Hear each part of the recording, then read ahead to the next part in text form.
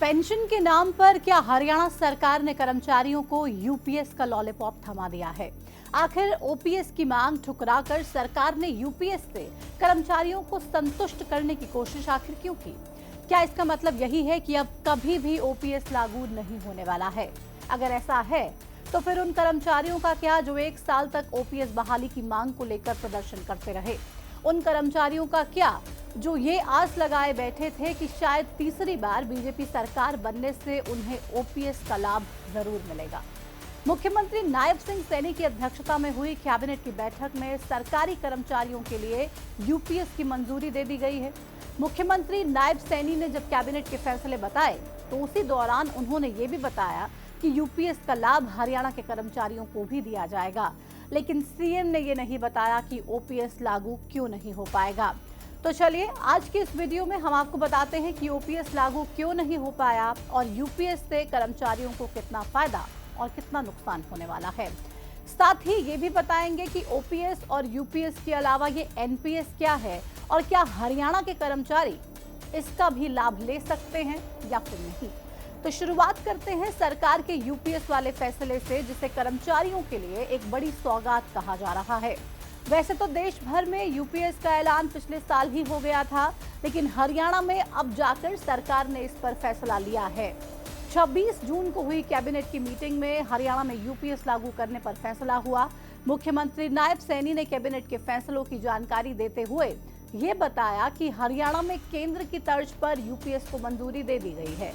इस योजना का लाभ 1 अगस्त से उन कर्मचारियों को मिलेगा जो साल 2006 के बाद नौकरी में लगे थे। साथ ही सरकार ने ये भी बताया कि जो लोग एनपीएस को अपनाना चाहते हैं उन्हें उसका भी अधिकार होगा।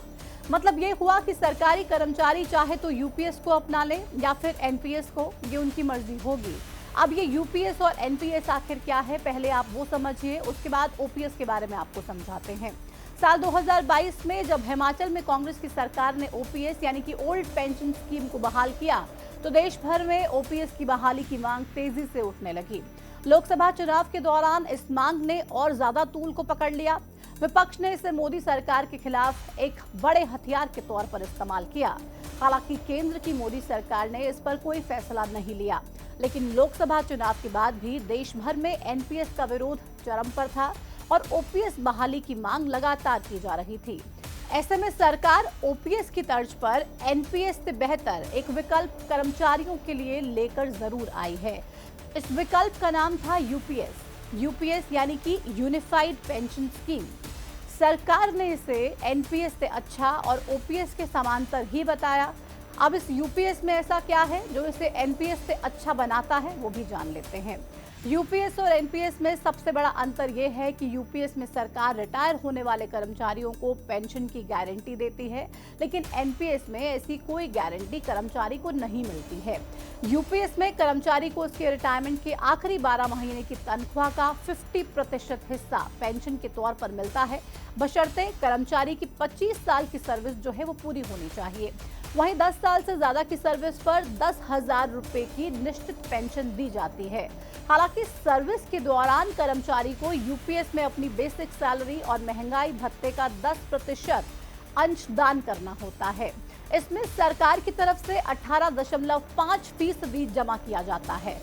इस तरह से 28.5% राशि कर्मचारी के पेंशन फंड में जमा होती है, लेकिन एनपीएस में ऐसा नहीं होता है। एनपीएस में कर्मचारी तो अपनी सैलरी का 10% हिस्सा देता है, लेकिन सरकार सिर्फ 14.5% ही देती है। वहीं एनपीएस में 25 साल की सर्विस के बाद आधी सैलरी पेंशन के तौर पर देने की योजना भी नहीं है। ये तो था एनपीएस और यूपीएस में अंतर, लेकिन अब इन दोनों से बेहतर ओपीएस कैसे है वो भी आपको बताते हैं। ओपीएस यानी कि ओल्ड पेंशन स्कीम, इसके तहत सरकार 2004 से पहले रिटायरमेंट के बाद कर्मचारियों को एक निश्चित पेंशन दिया करती थी। ये पेंशन रिटायरमेंट के समय कर्मचारी की सैलरी की आधी होती थी, लेकिन इसमें यूपीएस या एनपीएस की तरह कर्मचारियों को अपनी सैलरी का कोई भी अंशदान नहीं करना पड़ता था। इस स्कीम में रिटायर्ड हुए कर्मचारी को 20 लाख रुपए तक ग्रेच्युटी की रकम भी दी जाती थी। इसलिए आज भी इस योजना की मांग को लेकर कर्मचारी प्रदर्शन करते रहते हैं।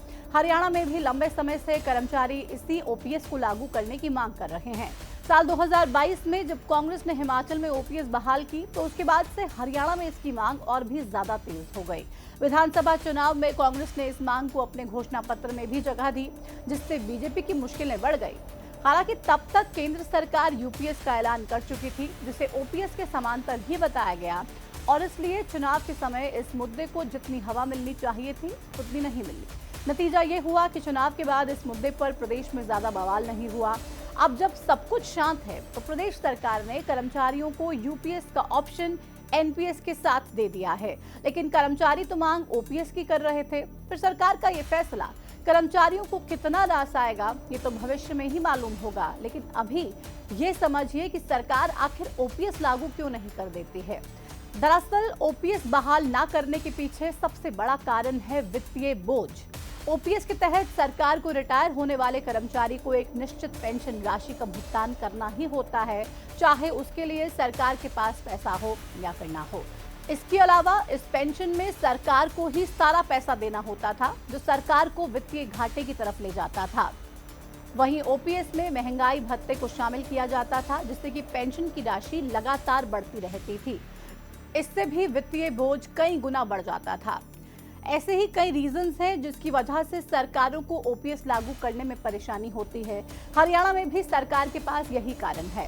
खैर, हरियाणा सरकार का यूपीएस का फॉर्मूला आपको कैसा लगा कमेंट सेक्शन में हमें जरूर बताइएगा। वीडियो अच्छी लगी हो तो लाइक कीजिएगा और इस वीडियो में फिलहाल इतना ही। मुझे दीजिए इजाजत। नमस्कार।